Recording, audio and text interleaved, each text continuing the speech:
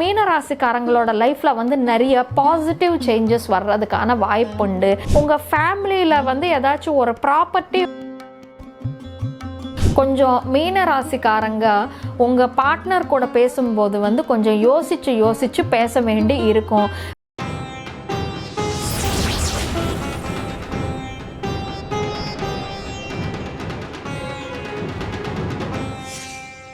இப்போ நம்ம இந்த 2025 பிப்ரவரி மாதத்துக்கான பலன்கள் பற்றி தெரிஞ்சுக்கலாம்.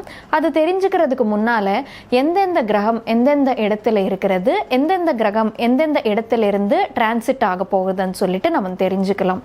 இப்போது மாத ஆரம்பத்தில் பார்த்திங்கன்னா செவ்வாய் வந்து மிதுன ராசியில் இருக்காங்க, கேது கன்னி ராசியில் இருக்காரு, சூரியன் புதன் மகர ராசியில் இருக்காங்க.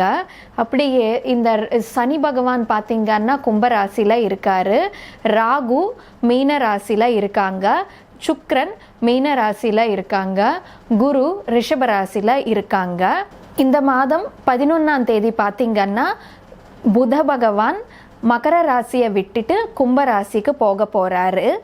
இந்த மாதம் 13ஆம் தேதி சூரியன் மகர ராசியை விட்டுட்டு கும்பராசிக்கு போயிட்டு புதனுடன் இணைந்து இருப்பார். இது இந்த மாதத்துக்கான பிளேஸ்மெண்ட்ஸ் மற்றும் டிரான்சிட்ஸ். இப்போது எல்லா ராசிக்காரங்களுக்கு இந்த மாதம் எந்த மாதிரியான பலன்கள் இருக்க போகுதுன்னு சொல்லிட்டு நம்ம தெரிஞ்சுக்கலாம். இப்போது மீன ராசிக்காரங்களுக்கு இந்த மாதம் எந்த மாதிரியான பலன்கள் இருக்க போகுதுன்னு சொல்லிட்டு நம்ம பார்ப்போம்.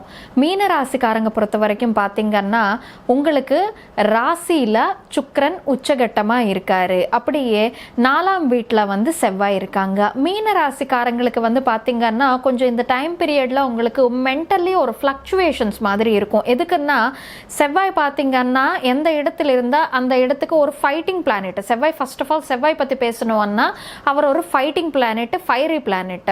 ஸோ இங்கே 4ஆம் இடத்துல இருக்காரு. 4ஆம் இடத்துல செவ்வாய் இருந்தாக்கா ஒரு சில விஷயங்களுக்கு நல்லது, ஒரு சில விஷயங்களுக்கு கெட்டது. அது எதுக்குன்னு பார்ப்போம் நம்ம. இப்போ நீங்கள் ஏதாச்சும் ஒரு ப்ராப்பர்ட்டி வாங்கணுமான்னு இருந்தால் 4ஆம் வீட்டில் செவ்வாய் இருந்தால் அது ரொம்ப நல்லது. 4ஆம் வீட்டு செவ்வாய் வந்து நல்ல லேண்டட் ப்ராப்பர்ட்டிஸ்ன்றது அமைச்சு கொடுப்பார் உங்களுக்கு. இப்போ இந்த 4ஆம் வீட்டு செவ்வாய் என்ன செய்வாருன்னா மதர் கூட ஒரு சில ஃபைட்டிங்ன்றது கொடுப்பார். ஃபைட்டிங் நேச்சர்ன்றது மதர் கூட ஒப்பீனியன் டிஃப்ரென்சஸ், ஃபைட்டிங் நேச்சர்ன்றது கொடுப்பாரு. உங்கள் அம்மாவுக்கு வந்து கொஞ்சம் ஹீல் பெயின்ஸ் இந்த மாதிரி விஷயங்கள் வர்றதுக்கு வாய்ப்புண்டு. அப்படியே 4ஆம் வீட்டதிபதி 6ஆம் வீட்டதிபதி 4ஆம் வீட்டதிபதியான புதன் 6ஆம் வீட்டதிபதியான சூரியன் 2 பேரும் இணைந்திருக்காங்க உங்களுக்கு 11ஆம் வீட்டில்.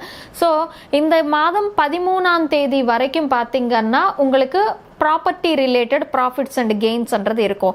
எதாக இருந்தாலும் ஒரு ரெண்டல் பிஸ்னஸ் வச்சுருக்கிறவங்களுக்கு, ப்ராப்பர்ட்டி ரெண்டலுக்கு கொடுக்குறவங்களுக்கு நல்லமாக தான் இருக்கும். அப்படியே உங்கள் மதர் கூட வந்து உங்களுக்கு மிஸ் அண்டர்ஸ்டாண்டிங்ஸ்ன்றது இருக்கிறதுக்கான வாய்ப்புண்டுன்னு சொல்லிட்டு சொல்லலாம். இந்த டைம் பீரியடில் கொஞ்சம் உங்கள் அம்மா கூட பயங்கரமாக சண்டைகள் நடக்கிறது, வம்பு இழுக்கிறது, இந்த மாதிரி விஷயங்கள் நடக்கிறதுக்கான வாய்ப்புண்டு. அப்படியே 7ஆம் வீட்டதிபதி 6ஆம் வீட்டதிபதி 2 பேருமே வந்து இணைந்து இருக்கிறதுனால 11ஆம் வீட்டில் இருக்கிறதுனால ஒரு சில மீன ராசிக்காரங்களுக்கு என்னன்னா டைவர்ஸ் ஆல்ரெடி போயிட்டு இருக்குது கோர்ட்லான்னு வச்சுக்கோங்க. டைவர்ஸ் கிடைச்சிட்டு அது மேரேஜ் ஆகிறதுக்கு, செகண்ட் மேரேஜ் ஆகிறதுக்கு வாய்ப்புண்டுன்னு சொல்லிட்டு சொல்லலாம். இல்லை டைவர்ஸ்ன்றது கிடைப்பதுக்கு வாய்ப்புண்டுன்னு சொல்லிட்டு சொல்லலாம். எல்லாத்துக்குமே அப்படி நடக்காது, ஒரு சிலருக்கு.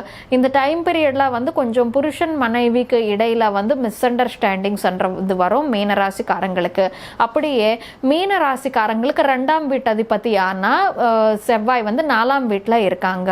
ஸோ மோஸ்ட்லி வந்து ஃபேமிலியில் மதர் சப்போர்ட்ன்றது, மதர் கூட எவ்வளோ சண்டைகள்ன்றது இருந்தாலுமே சரி, மதரோட சப்போர்ட்ன்றது உங்களுக்கு கிடைச்சிரும். அப்படியே உங்கள் ஃபேமிலியில் வந்து ஏதாச்சும் ஒரு ப்ராப்பர்ட்டி உங்கள் நேமில் ரிஜிஸ்டர் பண்ணுறதுக்கு வாய்ப்புண்டுன்னு சொல்லிட்டு சொல்லலாம். அப்படியே 7ஆம் வீட்டு அதிபதி வந்து போய் 12ஆம் வீட்டில் இருக்காங்க உங்களுக்கு.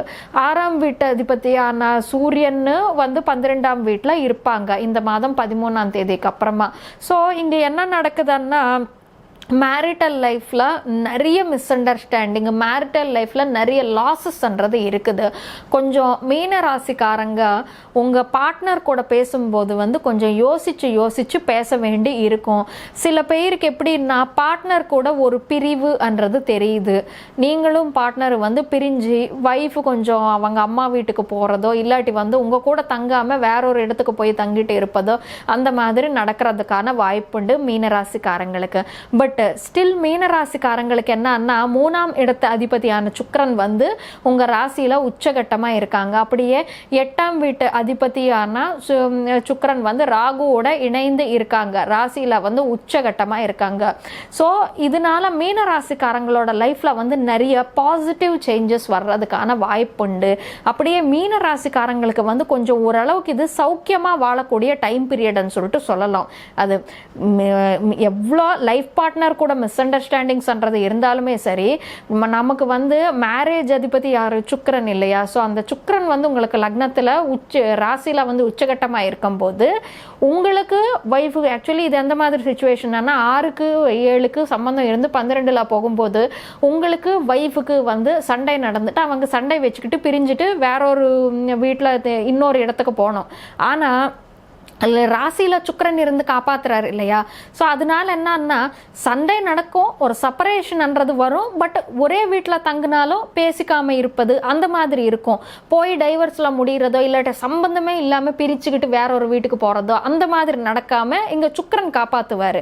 ஏன்னா சுக்கிரன் வந்து ராசியில் உச்சகட்டமாக இருக்கும்போது நமக்கு ப்ளஷர்ஸ்ன்றது கொடுப்பாரு. ஸோ அந்த ப்ளஷர் கிடைக்கணும்னா ஆட்டோமேட்டிக்காக மனைவியோ புருஷன் இருக்கணும். ஸோ அந்த ஒரு மேரிட்டல் ஹார்மோனி, மேரிட்டல் ப்ளஷர்ன்றது சுக்கிரன் இங்கே அமைச்சு கொடுக்குறாரு உங்களுக்கு. பட் இந்த டைம் பீரியட்ல உங்களுக்கு லைஃப்ல கான்ஸ்டன்ட் சேஞ்சஸ்ன்றது வரும். முக்கியமாக பார்த்தீங்கன்னா மீன ராசிக்காரங்க ஒரு சில விஷயத்தில் மட்டும் ஜாக்கிரதையாக இருக்கணும். எந்த விஷயத்துலன்னா அஷ்டமம் சொன்னாலே நமக்கு வந்து ஒரு டிசைர்ஸ்க்கு சம்மந்தப்பட்ட ஹவுஸ். டிசைர்ஸ்ன்னா இப்போ 11/7 டிசைர்ஸ்க்கு சம்மந்தப்பட்ட ஹவுஸ். அஷ்டமம் பார்த்தீங்கன்னா அஷ்டமமும் 12ஆம் இடம் பார்த்தீங்கன்னா ஃபிசிக்கலுக்கு சம்மந்தப்பட்ட ஹவுஸ். ஓகே, ஸோ இந்த ஃபிசிக்கல் பேஷன் டெண்டன்சிஸ்க்கு சம்மந்தப்பட்ட ஹவுஸ் அதிபதி உங்களுக்கு ராசியில் வந்துட்டேன்னா உச்சகட்டமாக இருக்காருங்க. உச்சகட்டமாக யாரு கூட சேர்ந்திருக்காங்க? ராகு கூட சேர்ந்திருக்காங்க. பொதுவாகவே ராகு சுக்கிரன் சேர்ந்திருந்தாலே அவங்களுக்கு வந்து ஃபிசிக்கல் ப்ளஷர்ஸ் மேலே இன்ட்ரெஸ்ட் அதிகமாக இருக்கும். அதுவும் அஷ்டமாதிபதி ஆகிட்டு ராசிக்குள்ளே வந்திருக்காங்க ராகு கூட. இந்த டைம் பீரியட்ல வந்து பயங்கரமாக ஃபிசிக்கல் ப்ளஷர்ன்றது இருக்கிறதுக்கு வாய்ப்புண்டு. நான் எஸ்பெஷலி ஃபீமேல்ஸ்க்கு பிரச்சனை இல்லை, பட் ஜென்ஸுங்களுக்கு நான் சொல்லிட்டு இருக்கேன். ஜென்ஸுங்க எஸ்பெஷலி மனைவிக்கு தூரமாக இருக்கிறவங்க யாராச்சும் இருக்காங்கன்னா கொஞ்சம் ஒரு லைன் கிராஸ் பண்ணாமல் இருந்தால் ரொம்ப நல்லது. எதுக்குன்னா ராகு எப்படி அஷ்டமாதிபதி கூட இணைந்து இருக்கிற ராகு எப்படி ப்ளஷர்ஸ் கொடுப்பானோ அஷ்டமத்துக்கு சம்பந்தம் இருக்கிற ராகு என்ன பண்ணுவாருன்னா அப்படியே மாட்டி விடுவார். அதுவும் நடக்கும். ஸோ அதனால கொஞ்சம் மென்னா இருந்தாலும் உமனா இருந்தாலும் 2 பேருமே ஜாக்கிரதையாக இருக்கணும். அதுவும் மீன ராசிக்கு சம்பந்தப்பட்ட மென் வந்து இன்னும் ஜாக்கிரதையாக இருந்தால் ரொம்ப ரொம்ப நல்லது. அப்படியே ஒரு சிலருக்கு வந்து மீனராசிக்கு சம்மந்தப்பட்ட மென்னுக்கு வந்து லாங் டிஸ்டன்ஸ் ட்ராவல்ஸு ஜெர்னிஸ்ன்றது பண்ணுறதுக்கு வாய்ப்புண்டுன்னு சொல்லிட்டு சொல்லலாம். இது மீனராசிக்காரங்களுக்கான பலன்.